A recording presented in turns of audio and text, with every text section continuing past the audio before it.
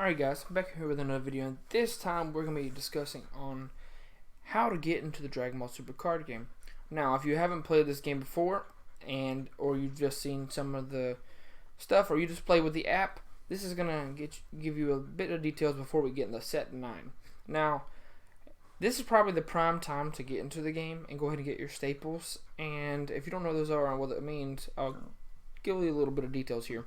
So, I feel like a lot of people that watch my channel or even tune in sometimes don't know how to play, or they're just looking up Dragon Ball Super card game and they see my video, or they just happen to see me share on Facebook and they're friends with me. And if you want to learn how to play, one of the biggest things to consider is what deck you want to play, obviously, because there are so many leaders now. I think there's quite a bit over 100 now, and at first it was pretty easy to start whenever Set 1 came around. You only had the start date leader, which is right here in the second row, Super Saiyan God Son Goku, which was a very forgiving leader and was easy to learn, and it was well made for a starter whenever the game first came out, right? But now we have so many choices, and only about 10 or 12, probably around 12 leaders now you could probably actually take to a tournament and do pretty decent with. Maybe undershotting a little bit because some of these leaders just have like better counterparts now, but the new Surge leaders and stuff. So we can go into that in a second. So if you're new, you should probably do a lot of research. Now, SharonSlayer.com here is a great tool for looking at the cards, checking out every leader, reading the effects. Now, obviously, if you'll see deck profiles from PPG and Android and Joey, Cross World, we have a lot, and there's super players. Wherever you see your deck profiles, or wherever you see them, maybe it's on my channel, please take note that there are a lot of choices, and don't try to just settle off your first deck you see.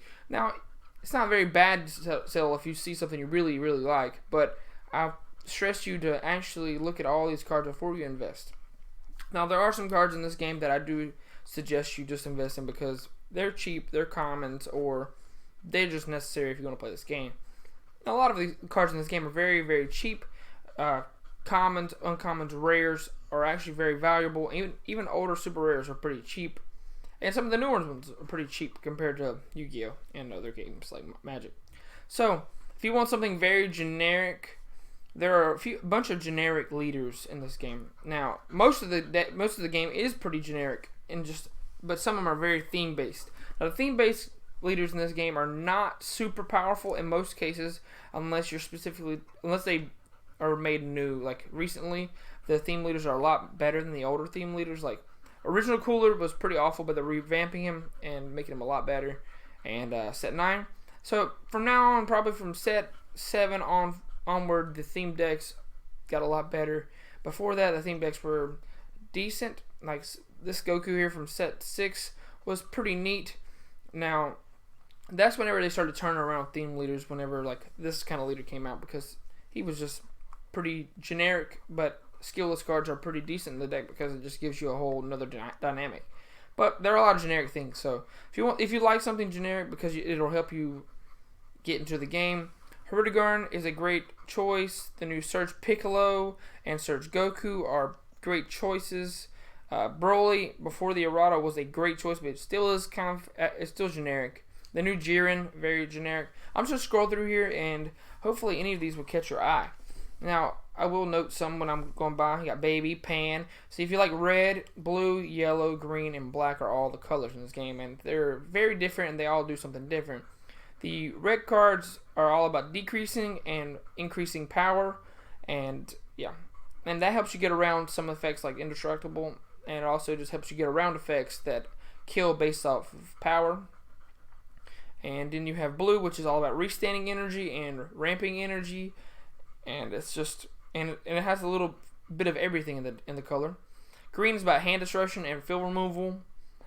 Yellow is about like tapping cards down and making sure you just kill things that are in rest mode. And then it has a lot of different things, and it has off rank if you're playing red, yellow. Now the dual colors have their own traits, so you need to look into those as well. Like Arrival is a very big thing in the game. and every dual color has it so far. The red-blue cards will be very prominent in the next set. It has Invoker, and then you have Successor for green-yellow, which is like synchro summoning essentially from Yu-Gi-Oh! Or just like sacrificing things to play other things and getting special effects for playing things for cheaper and sacrificing things. And yeah, it's pretty neat. And then you have black, which is just very generic. There's a lot of different effects that black has. It's mainly warping things is a key term from that. It's like sending things to banish to play things for cheap. It's pretty interesting. So I think I've got every. Oh, and I guess just you need to make sure that a lot of these things are just noted before you play or build. And a lot of things you can just do is look up deck profiles or look up deck lists on ShamanStar.com or dbsdecks.com. There's a lot of ways to do this. Now you see, if you see any leader or character that really like you really enjoy, you can probably find a very good leader deck for that leader. Even if you're just playing casually with your friends, that's fine.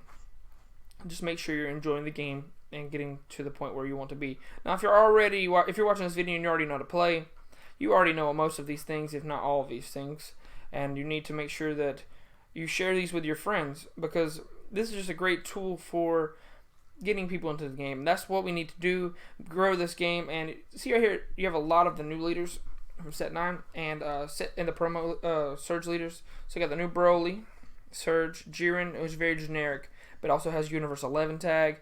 A lot of things in this game are based off Universe 11, Universe 7, Universe 2, and stuff like that. And then the androids, as you have Cell here and Android 13, Android 20, and you have Android 13 getting support in the next set. Cooler, which is a new mill strategy, and then you have Janemba, which is the old mill strategy. Frieza Swap, which is basically playing things for cheaper, and then you have the Saiyan's Lineage, which is another, or Goku's Lineage, which is a Saiyan lineage swap, and it's pretty interesting.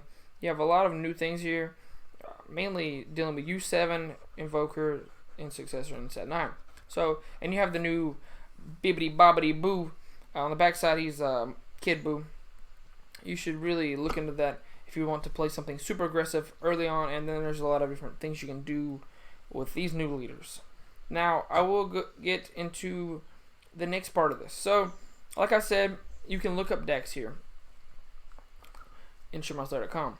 Now, there's more to getting into the game if you're brand new, fresh, than just looking up decks and stuff. You need to know how to play the game. There's the Dragon Ball Super Card Game app. There is lots of gameplay. There's even videos that specifically tell you how to play. But this game is very similar to Magic in the sense that every card in well, except for every card in your deck is a land, or can be treated as a land, which in this game is called energy. Energy exhaust is like whenever you play a land that comes in tapped, and unless you have another kind of it, which we call it check lands. And this game is the same thing as check lands in Magic. But those are very important to note, and you need to know these things when you're building decks, because you don't want to play too many of these dual color cards, and because you don't want everyone on your energy to come in tapped. So there's a lot of things to take into consideration. So you got Son Goku Ultra Instinct, Limit Surpassed. You got Broly Surge Brutality. All these leaders, you can see what's being posted currently, or being if you scroll, you'll see all the people building decks here on ShamanStar.com throughout the night, and you can even search for my video, maybe my deck list that I posted here, or you can go here and look. You can click different leaders here. Now look, if you want to scroll through all these leaders and see the list that are being posted for these leaders. For example, say you want to see a Kaioken Goku leader deck list. You'll go here and look, boom, all these lists. Let's go look at Young Badman. He's a YouTuber. Shout out to him, Brandon. So you're gonna look at his list. Let's see how he did it. So this is his list, and some of these cards are very cheap, as I stated, and some are very expensive. So you can go budget routes with some of these things, and that's why it's good to note when you're building these decks, do not go all in unless you are prepared to, if you know how to play with these cards. You need to try something cheaper probably at first, or use a budget alternative, which I will go into that later on if you really want to. So like this Piccolo is like $50 a piece. This Secret Rare is like $150, and this Ultra Instinct is like $60 each. But everything else here is under $15, and most of them you don't need that many copies of, or you can just not play those cards. Most of these cards are under $5, with the exception of this and this and this. And this is a one of, so, and this is a two of, and he sides one. So it's not that important, but this deck is pretty interesting. It has UI as a win con, the Ultimate Spirit Bomb Goku here as a win con, and it just has a Secret Rare as a win con. And the way it really wins is by abusing this Piccolo and Gohan. So most of these cards are not super necessary for playing the deck. And yeah, it's pretty controlling strategy and a board clear and just setting up strategy. But this is not exactly how I played the deck, so I'm not sure. I built my deck way different than this. If you follow me on Facebook, you'll see my deck list I post sometimes. And yeah, but I appreciate you guys checking out this kind of video because it will help some people, and I want this video to get shared with the people that do not know how to play. So also here, come to the community and you go to videos here, and you can find a lot of the content from Crossword TCG, Eggman, and you can just scroll, and you'll get information, free information about the game. And it's what can you lose? You can just scroll through and subscribe to these YouTubers, give them what they need, as in views and subscribers, and learn what you need to learn. If you need to know the new cards that are coming out, and you can go to the website for Dragon Ball Super Card Game, for the main website, and you'll be able to see right here. Look, boom. Come here and click this, and if you want to look up some of the stuff for yourself and check out the card base, if you don't want to use one of these websites that sorts for you, you can go through here. Look, set 9.